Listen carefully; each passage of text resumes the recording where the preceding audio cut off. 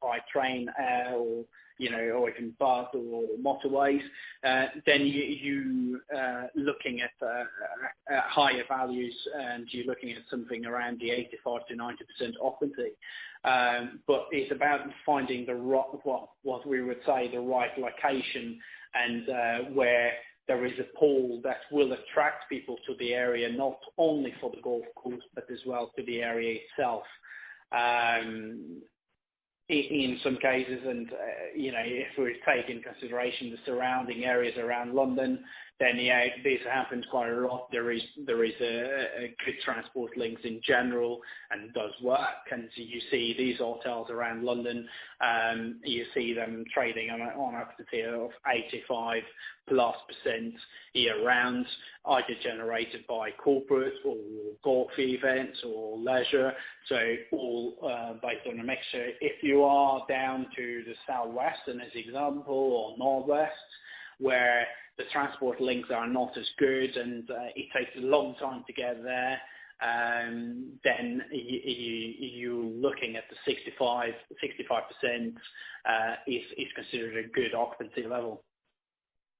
So just to make sure I understand, if one had to kind of list the criteria that would allow the property to reach those 85% plus levels, you mentioned obviously being close to London helps, but particularly good transport links.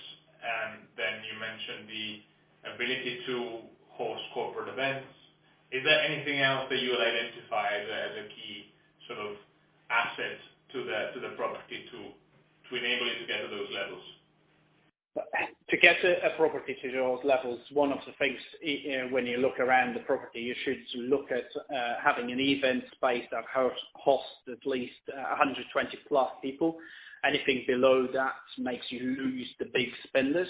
The big corporate events typically are 120 plus people. And if you do not have a facility where you can accommodate this, very, very much so, it turns them away, and they go somewhere else. They will find somewhere else. The transport links obviously is key in these markets, and just the overall having at least, and we recommend having at least 75 bedrooms as an overall operation. And again, anything below 75 bedrooms, it becomes too small, with a lot of people having to twin up and having to add extra beds and things like that when you're taking overall of the entire hotel. So 75 bedrooms is kind of the minimum that we would recommend, and having good transport links, although we can't move the property anywhere, and a sitting area by a restaurant or a conference room where you can sit at least 120 plus people. Anything below that, it becomes very, very challenging, and adding extra cost into the clients. That's helpful.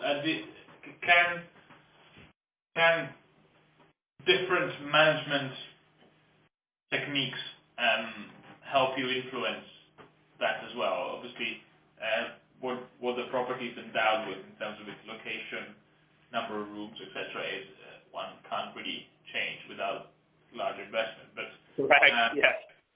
Can you influence your occupancy level to an extent by the way you market, the way you try and approach yield? What tools does management have to kind of try and make sure their occupancy levels are sort of as high as they can get?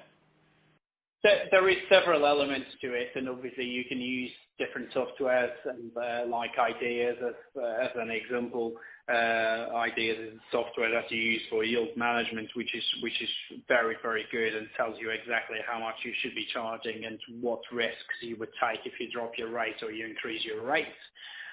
But then the service is the key, and this is where you will, on a long run, you will increase your occupancy, because by building the reputation around the service you provide and the quality of the facilities you have, you see returning guests increase.